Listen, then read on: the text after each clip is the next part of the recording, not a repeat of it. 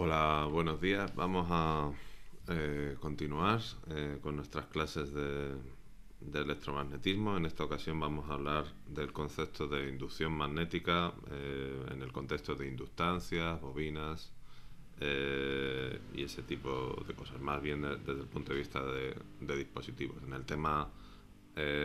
uno de los temas anteriores estuvimos hablando de la fuerza de la ley de Faraday, que nos hablaba también de la fuerza electromotriz inducida en un determinado circuito, y aquí pues vamos a profundizar en esos conceptos. Para ilustrar el tema pues he puesto un toroide, un solenoide toroidal que está caracterizado por tener una inductancia alta. Normalmente este arrollamiento pues suele ser, en este caso me parece que es de aluminio, pero normalmente puede ser un cobre estañado, pero normalmente suele ser de cobre enrollando a un material con unas propiedades magnéticas de permeabilidad magnética elevada, ¿vale? Eh, los conceptos que vamos a hablar, o el orden de los conceptos que vamos a hablar es el siguiente. Primero vamos a definir cuál es la fuerza electromotriz inducida, lo cual nos va a ayudar a hablar del concepto de inductancia, y hablaremos de cómo se comportan los inductores, que son elementos pasivos diseñados para tener una determinada inductancia en un circuito. Después hablaremos específicamente de circuitos de resistencia e inductancia, igual, similarmente a como hicimos con los circuitos RC, de resistencia a condensador, lo cual nos va a servir un poco de entrada para hablar del concepto de energía magnética, y finalmente hablaremos de la inductancia mutua entre inductores, y el ejemplo clásico, el más importante de todos, y el más importante de todos es el de transformadores, ¿no? Como un elemento en el cual la inductancia mutua juega un papel esencial. Bueno, pues vamos al lío. Vamos a hablar primero de la inductancia. Y bueno, ¿qué es esto de la inductancia? Bueno, recordar, de la autoinductancia primero vamos a hablar. Fijaros, si recordáis, en el tema anterior estuvimos hablando de la ley de Lenz, que nos decía que si yo tenía una espira, bueno, pues el campo, y en esa espira aparecía un campo magnético externo, ¿vale? Pues, y ese campo magnético era variable, ¿vale? Este campo magnético va creciendo con el tiempo. Entonces aquí iba a aparecer una corriente que intentaba crear un campo magnético, que era el campo magnético inducido, que intentaba oponerse a ese campo magnético, ¿vale? Entonces esa corriente inducida, lo podemos poner en rojo, pues tendría el sentido contrario, eh, eh, el sen- iría de tal forma que el campo magnético que genera esa corriente inducida se opone a esa variación del campo magnético, ¿vale? Y entonces, en este caso, pues si el campo magnético va hacia adentro, la corriente inducida tiene que ir en el sentido contrario de las agujas del reloj, ¿vale? Para crear un campo magnético, este campo magnético verde, que se opone al campo magnético interior, ¿vale? Eh, Muy bien. Fijaros, esto está perfecto, estamos asumiendo que el campo magnético es externo, pero ahora la pregunta que nos vamos a hacer en este tema, o una de las preguntas que nos vamos a hacer en este tema es, ¿qué pasa si ese campo magnético no es externo? Es decir, también vimos que cuando por una espira pasaba una corriente, pues esta creaba un campo magnético, ¿vale? Era una cosa así. Pues si por ejemplo era esta espira que he dibujado, pues entonces el campo magnético que creaba tenía más o menos esta forma.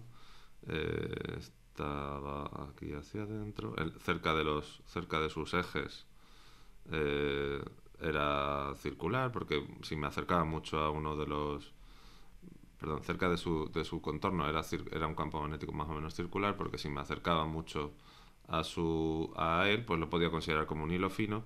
Pero en líneas generales, bueno, pues si la espiral va así, pues el campo magnético hace una cosa así, ¿vale? Hace unas líneas de campo más o menos así, ¿vale? Siempre son continuas, cerradas sobre sí mismas, ¿vale? Muy bien. Si, claro, fijaros, Cuando por aquí pasa una corriente, bueno, pues si esa corriente es constante, no hay ningún problema. Ese campo magnético o el flujo magnético que atraviesa la espira, porque recordar la ley de Faraday, la fuerza electromotriz que se va a inducir en una espira es igual a la menos variación, o en un conductor es igual a la menos variación del flujo magnético. Bueno, pues si esa corriente es constante, pues no hay ningún problema. El flujo magnético, pues será más o menos de esta forma. Habrá muchos parámetros geométricos, bueno, siempre va a haber el área, va a haber parámetros geométricos y parámetros que dependen del campo magnético. Y el campo magnético siempre depende proporcionalmente a la intensidad. Entonces al final ese flujo magnético, al final siempre es proporcional a la intensidad, ¿vale? Si es constante, pues no pasa nada. Esa intensidad es constante, el flujo magnético va a ser constante. Pero ¿qué pasa si esa intensidad varía con el tiempo? Si esa intensidad varía con el tiempo, fijaros que el flujo magnético que está atravesando la espira también va a variar. Y entonces lo que me dice la ley de Faraday es que como hay una variación de flujo magnético, pues tiene que aparecer una fuerza electromotriz inducida, ¿vale? En este tema justamente lo que vamos a ver es esto, vamos a hablar de este concepto, de cuánto vale la fuerza electromotriz autoinducida, auto porque se la induce a sí misma debido a que la corriente que pasa por la espira va cambiando, ¿vale? Este término de aquí ya no es cero y entonces eso va a dar lugar a esa fuerza electromotriz. Fijaros que este flujo magnético en el caso de la espira pues es proporcional a la intensidad, pero si os paráis a pensarlo en el solenoide ideal, que era el caso más sencillo, pues también vimos que el flujo magnético ahí era además muy fácil de calcular porque era n veces el área de una de las espiras del solenoide multiplicado por el campo magnético que atravesaba el solenoide, que también tenía una expresión muy sencillita y que al final pues ese campo magnético también acababa dependiendo proporcionalmente de la intensidad, ¿vale? Entonces tenemos de nuevo que el flujo magnético es proporcional a la intensidad. Si pienso en un solenoide toroidal, ¿vale? Recordáis que era una cosa así, era una especie de donut con un cable enrollado, pues en ese caso también tengo que el flujo magnético, si os vais a la fórmula que dedujimos, pues también era proporcional a la intensidad. Al final, pues vemos que el flujo magnético siempre es proporcional a la intensidad. Entonces vamos a definir una cantidad que es la autoinductancia, L, que es el flujo magnético que pasa por una determinada estructura cuando por esa misma estructura está pasando una determinada intensidad, ¿vale? Siempre voy a escoger phi, la dirección recordar que tenía un grado de libertad para coger el flujo magnético, puedo coger la normal o puedo interpretarlo así o en sentido contrario. Siempre lo voy a hacer de tal forma que esto me quede una cantidad positiva, ¿vale? Si pasa una intensidad, pues cojo la dirección del flujo magnético de tal forma que la autoinductancia, que es esta cantidad de aquí, quede de forma positiva. Y como esto pues tiene unas unidades un poco ya complicadas, que son Webers por amperio, pues, y como lo usamos mucho, pues entonces a esto le hemos puesto nombre propio y las unidades de la autoinductancia, pues son, de la inductancia en general, son los Henrys, ¿vale? La H de Henry. Muy bien, pues esta sería la definición de la autoinductancia. Repito, es el cociente entre el flujo magnético que atraviesa una determinada estructura cuando por esa misma estructura está pasando una intensidad I, ¿vale? Es el flujo magnético cortado por la superficie de una determinada estructura cuando por esa estructura está pasando una intensidad I. Esto, fijaros que teníamos una parecida a esta, si os fijáis, en el fondo es parecida, porque, a ver, ¿esto de aquí de qué va a depender? Pues exclusivamente de parámetros geométricos y de las características del material que haya. ¿Por qué? Porque como el flujo magnético siempre es directamente proporcional a la intensidad, al final aquí se acaba cancelando. Otra forma de decirlo es el flujo magnético normalizado a la intensidad de entrada. Es una forma alternativa de decir lo mismo. Y entonces esto de aquí solo depende de parámetros geométricos. Si recordáis, había otra cantidad, otra magnitud que vimos que le pasaba algo parecido, que era la capacidad. La capacidad la definíamos como la carga partido por el voltaje. Y si veis hay unos paralelismos grandes entre ambas, ¿no? Esta era exclusivamente para temas eléctricos y esta es exclusivamente para temas magnéticos. cuando aquí aparece la intensidad, aquí aparece el voltaje, ¿vale? Y cuando aquí aparece el flujo magnético, aquí aparece la carga. Así que hay como una especie de analogía entre todas estas magnitudes, y vamos a ver que en el fondo, pues, una forma de decir es que la inductancia magnética es como el dual de la capacidad, ¿vale? Bueno, pues ahora lo que vamos a hacer es intentar emplear esta definición de inductancia para encontrar una expresión para del voltaje, para estudiar cómo son las caídas de tensión en los componentes que vamos a tener en circuitos electrónicos, ¿vale? Entonces, pues, fijaros, si me centro en un caso simplificado de una bobina, vamos a dibujarla así, ¿vale? Intentando representar el sentido de giro de las espiras, ¿vale? Vamos a ver qué pasa cuando por aquí pasa una corriente, ¿vale? En principio, si pasa una corriente I, aquí en estas espiras, al pasar una corriente, van a inducir un campo magnético que va a tener aquí dentro esta dirección. Como está en el sentido de giro de las agujas del reloj, pues va a ir en esta dirección, ¿vale? Claro, la ley de Lenz me dice que si esta corriente aumenta, si esta corriente pasa a ser una corriente más grande, pasa a ser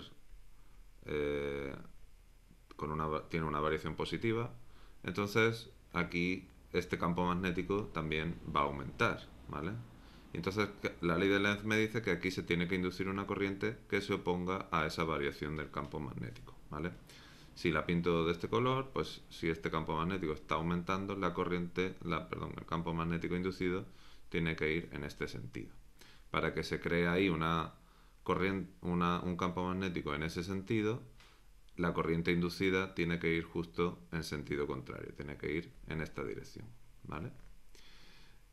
En sentido contrario, la he dibujado justo en el mismo sentido que venía, entonces tiene que ir en este sentido, ¿vale? Para que vaya en ese sentido, entonces la fuerza electromotriz inducida tiene que ser más alta en este lado que en este otro lado, ¿vale? Entonces el signo de la fuerza electromotriz inducida sería así.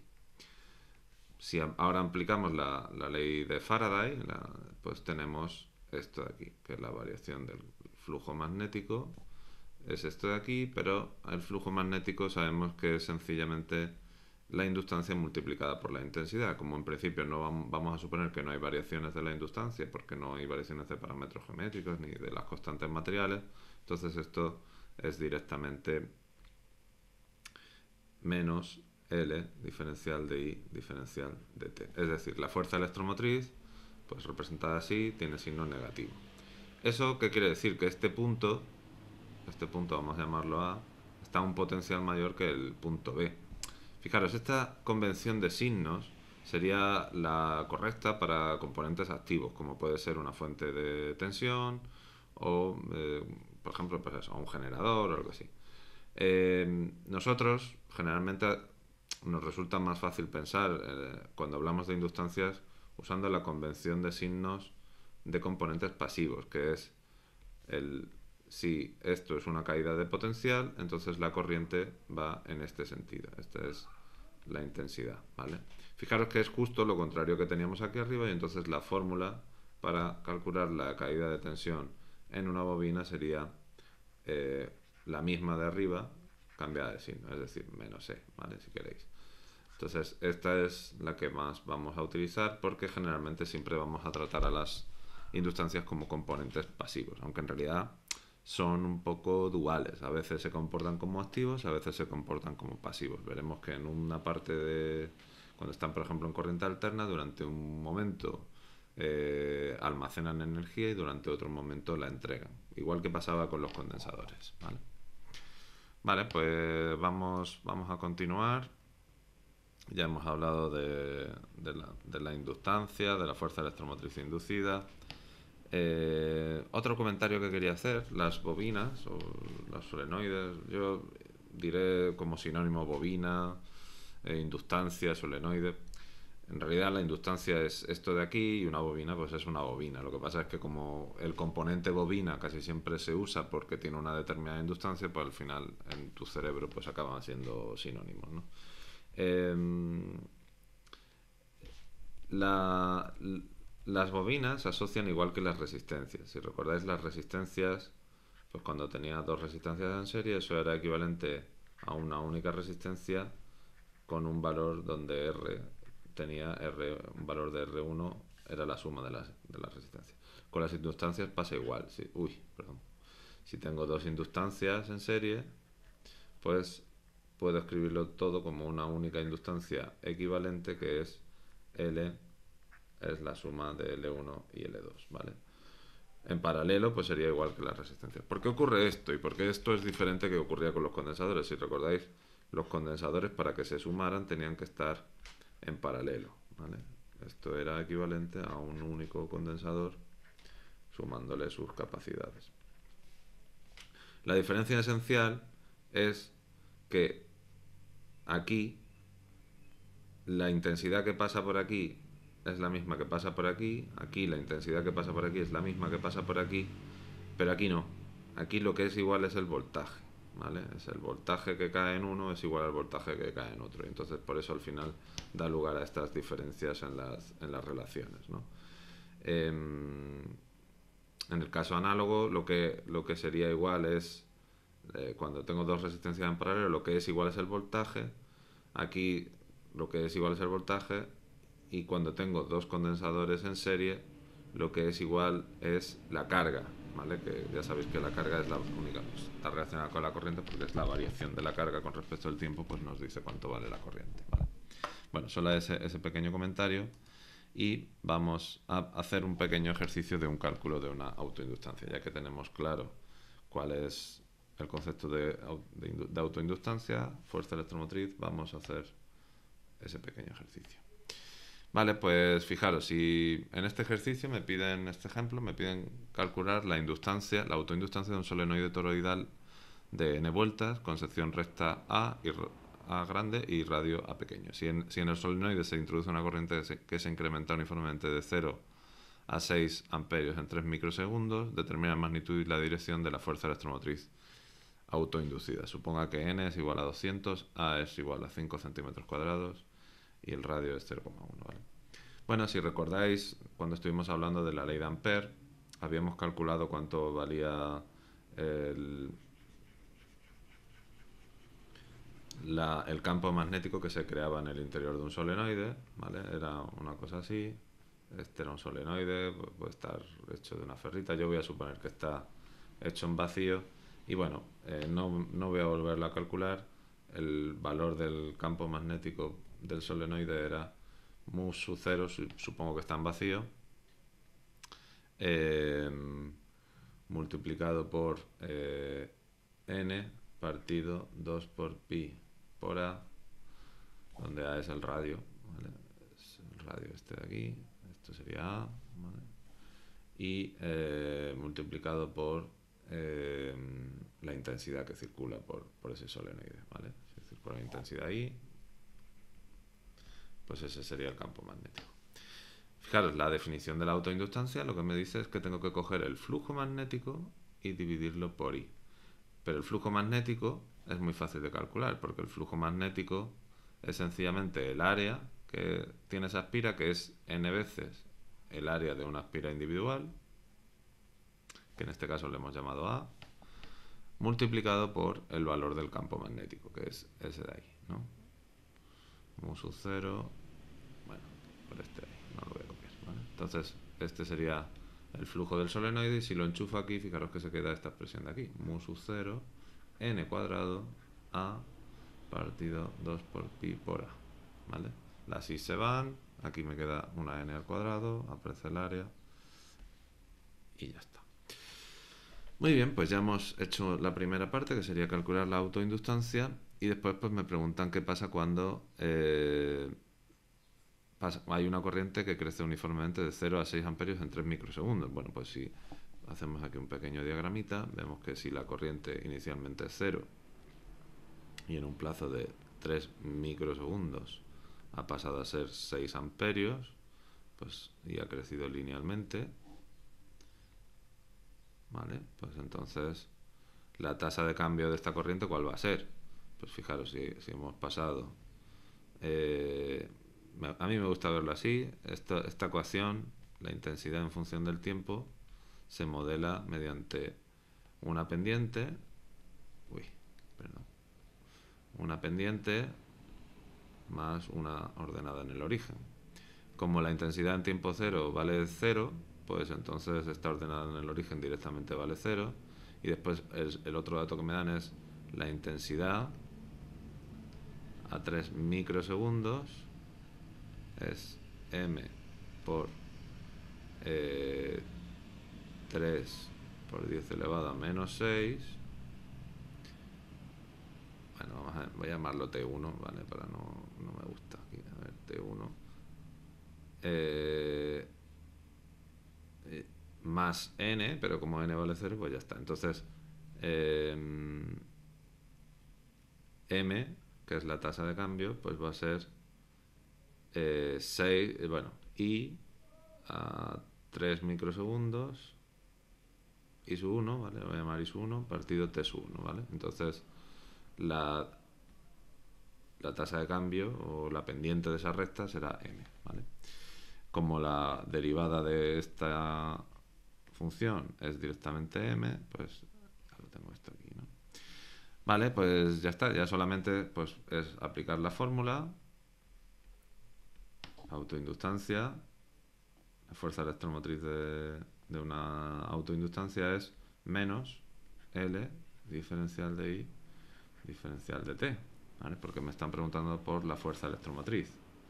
Entonces, esto sería pues menos L, que es esto de aquí, mu sub 0, n cuadrado A partido 2 por pi por A por M, lo que yo aquí he llamado M. Si queréis pues lo hacemos en un momentito. From math import pi y vamos aquí a hacerlo con los datos. Me voy a quitar aquí un poco de en medio yo. Y entonces tenemos que vamos a calcular primero la autoinductancia. Necesito mu 0 es 4 por pi por 1 es menos 7. N es igual a 200. El área es 5 centímetros cuadrados, que ya sabéis que tengo que multiplicar por 10 a la menos 4. A, el radio del toroide es 0,1. Dato del problema. Y M es 6 partido 3 microsegundos, ¿vale? Entonces ya lo tengo ahí todo. Pues nada, ya vamos sencillamente a escribirlo. Es mu 0 por n al cuadrado por A partido 2 por pi por A. Todo esto multiplicado por m. Por m. ¿Vale? Esa sería la fuerza electromotriz, menos 80 voltios. ¿Vale? Pues menos 80 voltios.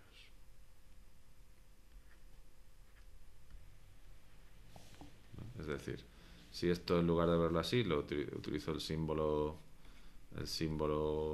circuital de las inductancias, que es este, ¿vale? Es una especie de cosa así, pues si la corriente está viniendo por aquí, la fuerza electromotriz la cojo así y esto es menos 80 voltios. Si me voy a la definición de componente evasivo, la caída de potencial sería 80 voltios, sin el signo menos, ¿vale? Muy bien. Vamos a seguir. Fijaros, aquí tenemos un pequeño diagrama que creo, no sé si lo tengo copiado. No. Un pequeño diagrama que, bueno, nos sirve un poco de resumen de lo que acabamos de hablar, ¿no? Bueno, lo primero, aquí tenemos un poco un montón de inductancias. Fijaros la cantidad de formas que hay. Pueden ser así rectas, pueden ser toroidales. Esto de aquí se llaman inductancias de estrangulamiento, de choke en inglés, choques en Spanglish. Se utilizan para filtrar señales de la red, ¿vale? De alta frecuencia. ¿Por qué? Pues porque fijaros, por lo que estamos hablando, cuando hay variaciones grandes de la intensidad, como puede ser en una componente de una señal de alta frecuencia, pues entonces aquí se opone un voltaje muy grande, ¿vale? Y entonces ese voltaje que se opone va a cancelar esa señal, va a hacer que vea es como vea una impedancia muy grande, una oposición muy grande, como si vea una pared, y no va a poder entrar la señal en nuestro dispositivo, ¿no? Por eso se utiliza mucho. Aquí, pues, en este ejemplo, pues lo que vemos es la definición que hemos visto. Cuando tenemos una corriente, pues entre A y B, pues la ley de Ohm nos dice que la caída de tensión entre A y B, VA menos VB, es mayor que cero. Cuando estamos hablando de un inductor, pues si no hay variación de la corriente, no hay caída de tensión, la fuerza electromotriz es cero. Y si la corriente está creciendo, pues entonces VA va a estar a un potencial mayor que VB, ¿vale? Eso es lo que estamos viendo aquí. Este punto está a una tensión mayor que VB. Cuando decrece el potencial, pues ocurre justo lo contrario. Perdón, cuando decrece la corriente ocurre justo lo contrario. Este punto va a estar a una tensión, VA va a estar a una tensión menor que VB, ¿vale? Siempre la inductancia o las bobinas, siempre lo que quieren es quedarse como estaban. Entonces, se intentan oponer a los cambios. Es una consecuencia de la ley de Lenz, y entonces, cuando la corriente va aumentando, ellas intentan que haya cada vez menos corriente, ¿vale? Entonces, si tenía aquí una fuente de tensión o una resistencia que me estaba enchufando una corriente, yo aquí pongo una tensión alta para que haya menos corriente por ahí pasando, ¿vale? Perdón, en este caso, ¿no? Que haya menos corriente. Y lo contrario, si por aquí me estaba pasando una corriente alta y tú me la empiezas a quitar, yo lo que hago es dar ahí tensión, o quitar tensión para que siga yo teniendo corriente, ¿vale? Vamos a hablar un poco de este esquema. Esto es una hoja de datos de un fabricante muy importante que es Würth, que produce multitud de componentes electrónicos. Uno de los que mejor se le da pues son las inductancias, y entonces cuando tú vas a elegir una inductancia para un circuito, pues te ofrecen esta hoja de características que son un poco lo que ellos se comprometen a entregarte, ¿no? ¿Qué es lo que estás comprando? Si queréis, ya que hace poco hemos hecho lo de la guía docente, pues es un poco también como la guía docente, en el sentido de que es el contrato de lo que te están ofreciendo. Te están diciendo: esto que te estoy vendiendo, hace esto. Si no lo hace, me puedes denunciar. Pues la guía docente es igual. Vosotros vamos a evaluarnos así, vamos a tal, y si no lo hacemos, pues tendremos problemas. Entonces, fijaros, lo más importante, pues obviamente cuando compras una inductancia, pues quieres saber el valor de la inductancia. ¿De cuánto es esa inductancia? Pues en este caso, él te dice que cuando la han probado a 10 kHz, haciéndole pasar 5 miliamperios, esa inductancia tiene un valor de 100 microhenrios, con unas tolerancias de más o menos 20%. Fijaros que esto ya no es lo mismo que con la resistencia. La resistencia típicamente un 2%, 5%, ¿vale? Una muy mala un 10%, pero más o menos 20%. No. Las inductancias son más difíciles de fabricar. Si quieres inductancias más precisas, pues tendrás que pagar más dinero. También todo esto pues hace en unas condiciones de corriente, ¿vale? En este caso a 40 grados, a 40 kelvins, o con variaciones de 40 kelvins, ¿vale? Sobre una temperatura ambiente, ¿vale? Pues haciéndole pasar una corriente de 2,5 amperios, pues eso era el máximo, ¿vale? O sea, el máximo de corriente que puede pasar es 2,5 amperios en estas condiciones. Y después tienes una resistencia de continua, ¿vale? ¿Por qué te habla aquí de una resistencia si yo estoy comprando una inductancia? Bueno, pues porque al final, como una inductancia al final no deja de ser un cable enrollado, Pues incluso en continua, pues ese cable tiene una resistencia por el hecho de ser un cable. Normalmente además no son cables precisamente gordos porque quieres meter muchas vueltas, ¿no? Para que sea más pequeñita, ¿no? Entonces, una resistencia real no es esto sería una inductancia real no es esto sería una inductancia ideal, sino que una inductancia real pues sería una cosa así. Sería una inductancia ideal con una resistencia, con un valor de una resistencia, ¿vale? Entonces, una inductancia real se comporta en el límite de baja frecuencia, se modela bastante bien, sencillamente cogiendo ese valor y poniéndole en serie una resistencia, que en este caso pues sería de 80 miliohmios, ¿vale? Tampoco es demasiado, ¿vale? Depende ya de la aplicación. Vale, ¿qué pasa? A medida que aumentamos en frecuencia, pues ocurre un fenómeno que es el efecto Skin. Los cables ya no se comportan, digamos, la corriente en los cables ya no aprovecha todo el área del cable, sino que empieza a acumularse en una corona en el exterior del cable. Cada vez tienen menos cable, por así decirlo. La resistencia empieza a aumentar y fijaros, en realidad, en una inductancia, aunque la pintemos así, yo voy a intentar dibujar una inductancia real, ¿vale? No el símbolo. Esto sería una inductancia real. Fijaros que en las espiras que forman esa inductancia, pues puedo verlo como una suma de un montón de pequeñas inductancias, ¿vale? Entonces yo tengo un cachito de circuito aquí, tengo otro cachito de circuito aquí, ¿vale? ¿Qué pasa? ¿Qué pasa? Bueno, a ver, voy a dibujarlo otra vez. Otro cachito de circuito aquí. Vale.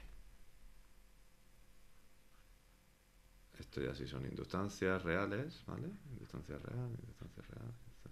¿Qué pasa? Que a medida que si tengo aquí una diferencia de potencial entre esta espira y esta espira, porque aquí cae una resistencia, pues entonces fijaros, tengo un conductor que está a una tensión distinta que otro conductor. ¿Lo veis? Y entonces, claro, ¿eso qué era? Pues ahí también es como si tuviera un condensador, ¿no? Entonces tengo aquí un efecto de condensador, un capacitor, perdón.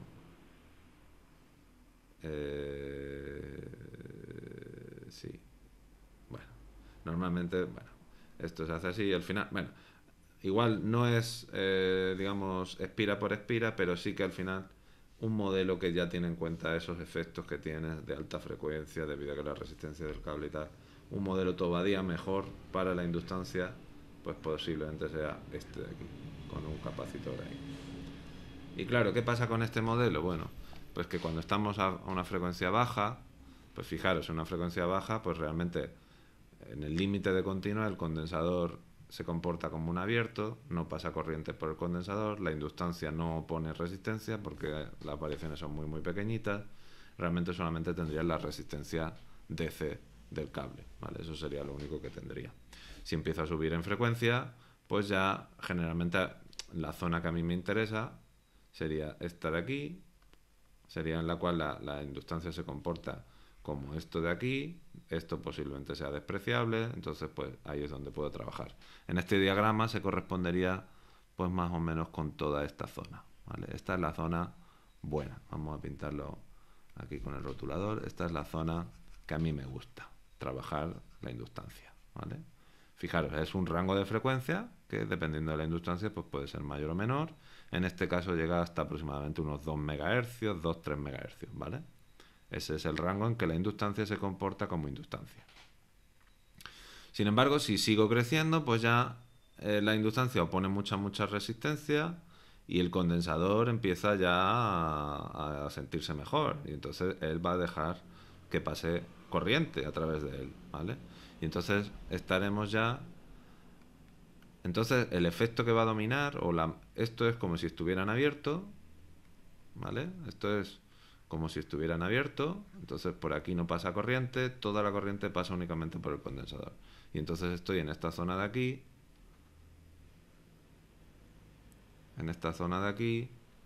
y fijaros qué cosa más curiosa que es que una inductancia, que yo he puesto un componente de inductancia, en realidad se está comportando como un condensador. que no es para nada lo que yo quiero. Si pongo una inductancia, quiero una inductancia, ¿no? Entonces, bueno, esto es un poco... Esto lo veréis en mucho más detalle en asignaturas futuras.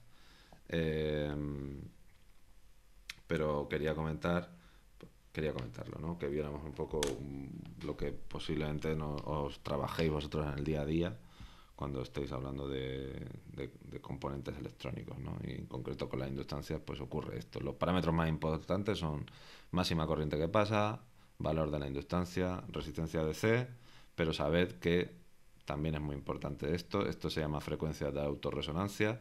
A partir de esa frecuencia ya no te salva nadie, vas a tener algo que no es una inductancia. Entonces siempre hay que usarla por debajo de esa frecuencia, ¿vale? Muy bien, pues vamos a hablar ahora de circuitos resistor-inductancia, RL, y entonces vamos a plantear el primer circuito. O lo primero que vamos a ver. Vamos a ver, lo que aquí vamos a ver es qué ocurre cuando yo tengo un circuito de esta forma, en el cual inicialmente estaba todo descargado, y en un instante t igual a 0, pues cierro el circuito.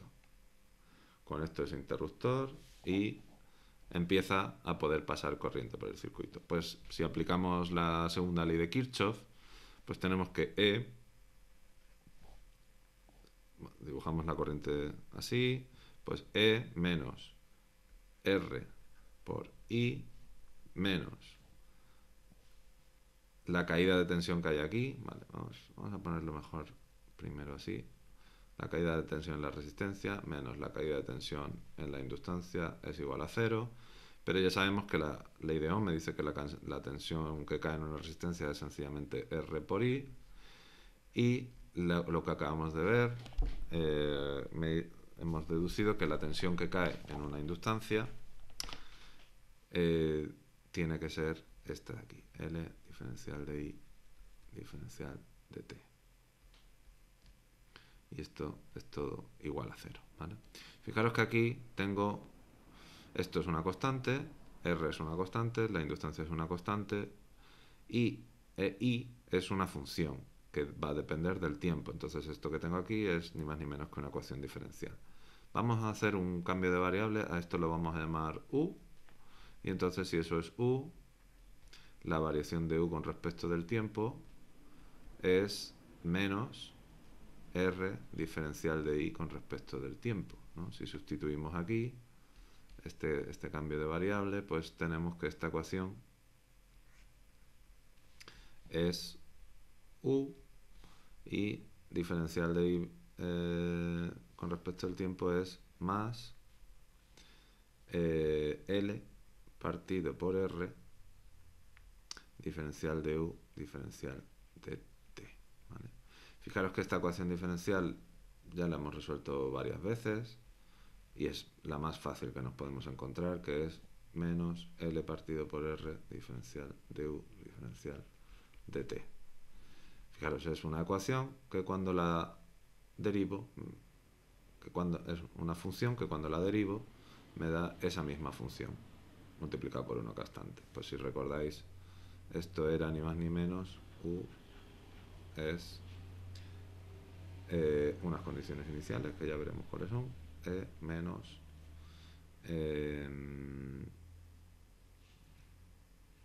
R partido por L por T.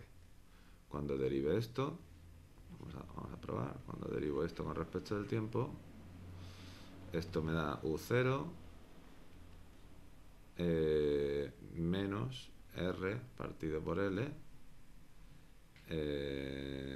U, y fijaros que esto cuando lo enchufo aquí, pues esto vale U, y entonces esto es igual a menos L partido por R, esto de aquí, y esto de aquí es menos R partido por L por U. Entonces todo se cancela y esto es lo mismo que U, ¿vale? Entonces, correcto. Está bien. Esta solución, esto es una solución de esta ecuación diferencial, ¿vale? Vamos a deshacer el cambio de variable y entonces tenemos que deshago el cambio de variable, eso es U era E menos R por I, tiene que ser igual a vamos Vamos a poner aquí una constante, ya veremos lo que vale, menos R partido de L por T. Fijaros, entonces si despejo de aquí I, pues tengo...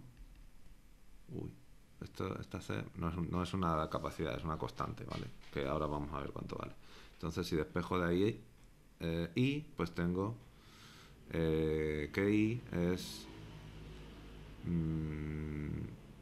E menos C por E menos R L por T, ¿vale? Fijaros, cuando el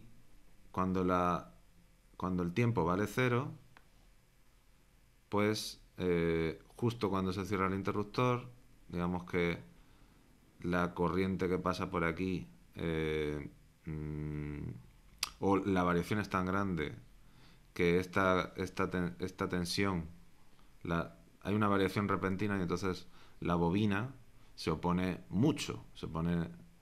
con todo a ese cambio de tensión, de tal forma que aquí voy a tener una tensión que es igual que E y entonces no puede pasar corriente, ¿vale? Entonces en I0, en tiempo 0, esta corriente es 0, ¿vale? Y entonces si esto lo sustituye aquí, esto por un lado, y esto es E menos C, tiene que ser igual a 0, ¿vale? Porque T0 esto vale 1, entonces de aquí pues hemos deducido que C tiene que ser igual a E, ¿vale? Ya tenemos la condición inicial y ya hemos terminado de resolver todo esto. Es E1 menos E elevado a R partido por L por T. Fijaros, ahí, si recordáis, cuando hablamos del condensador teníamos una expresión muy parecida, que era la carga del condensador. El valor de la carga del condensador era igual a Q que era la Q máxima, la Q final, si queréis, E elevado a menos E elevado a T partido por RC. Esto de aquí lo llamábamos tau. Tau es igual a RC. Y aquí podemos hacer lo mismo. Esta era la constante de descarga de un circuito RC y aquí podemos hacer lo mismo, solo que aquí en este caso la constante de tiempo es L partido por R, ¿vale? Y esto es una cantidad muy práctica para evaluar cómo de rápido o lento va a ser esa carga. Para valores típicos, pues normalmente esto ocurre en muy poco tiempo, pero si tenemos una inductancia muy grande, digamos, el circuito se va a oponer mucho a ese cambio de tensión y vamos a tener y este proceso pues va a ser mucho más lento, ¿vale? Lo que nunca va a pasar, porque todos los circuitos de una forma u otra tienen algo de inductancia, aunque no siempre se considere. Pensad, por ejemplo, en el circuito más sencillo que se os puede ocurrir, este de aquí, una pila conectada a una resistencia. Al final aquí tienes un lazo. Tienes un lazo que lo puedes ver como una espira y esa espira tendría una autoinductancia. Entonces realmente ese circuito no es este circuito, sino que debería ser este otro circuito, donde tiene un valor, está muy pequeñito de inductancia, entonces por eso, al ser un valor muy pequeñito de inductancia, esta constante de tiempo es muy pequeña y este fenómeno ocurre tan rápido que es despreciable. Sin embargo, cuando tienes una inductancia puesta a propósito con un valor ya grande, pues este número empieza a ser cada vez más grande y el tiempo que tarda en cargarse el circuito pues es más grande, puede ser milisegundos o lo que sea, ¿no? Lo mismo ocurría con el condensador. Si la R era muy pequeñita, la resistencia es muy pequeñita, pues entonces la constante de tiempo es muy pequeñita y es totalmente inapreciable. El condensador se carga de forma prácticamente instantánea, ¿vale? Vamos a ver qué ocurre con la descarga. El proceso es realmente similar. Partimos de una situación que en un tiempo pasado muy grande esto se cerró y entonces pues este circuito ya pasa por él una corriente y en un momento dado abrimos este circuito y cerramos este, ¿vale? Y entonces el circuito pasa a ser algo así, sencillamente esto, donde la bobina tiene una tensión, ¿vale? Entonces, si escribimos la tensión de la bobina tal que así, y pues podemos escribir esto sería la resistencia. Si ponemos la intensidad yendo en este sentido, pues tengo que menos R por I, no, perdón, sí, menos R por I, porque esto es una caída de tensión, tiene que ser más VL,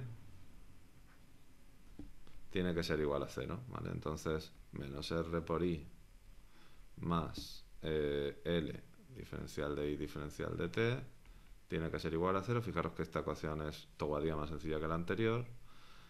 Y entonces despejo I y esto me sale que es L partido por R diferencial de I diferencial de T.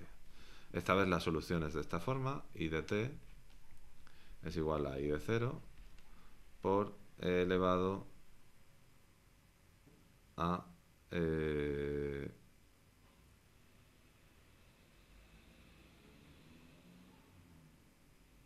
T R partido por L, ¿vale? Me falta un signo menos. Ah, claro, es que fijaros que aquí me he equivocado. Si cojo la tensión, el valor de la tensión así, esto está mal. Si cojo la bobina así, la intensidad que pasa por ella la tendría que haber cogido en signo contrario, ¿vale? Entonces, la bobina es tal que así, ¿vale? Entonces aquí tendría un signo menos, signo menos, signo menos, signo menos, signo menos, signo menos, signo menos, ¿vale? Y entonces fijaros que ahora sí, la ecuación o la función de descarga de la intensidad, pues partimos de una intensidad que era la original que tenía, I sub 0, I grande si queréis, I sub 0, y se descarga con T R L, donde también aparece aquí este factor L partido por R que tiene dimensiones de tiempo. Tiene que tener dimensiones de tiempo porque yo no puedo hacer la exponencial de algo con dimensiones, ¿vale? Si la exponencial es una operación matemática, no se puede hacer una exponencial de segundos o de kilos. Siempre que hagas la exponencial, lo que aparece en el numerador, perdón, en su argumento, es esa dimensional, tiene que ser dimensional. Entonces, esto de aquí tiene dimensiones de segundo a la menos 1 que cancelarían el sistema internacional, que cancelarían a la unidad de tiempo. Bueno, pues lo dejamos aquí, el próximo día continuaremos.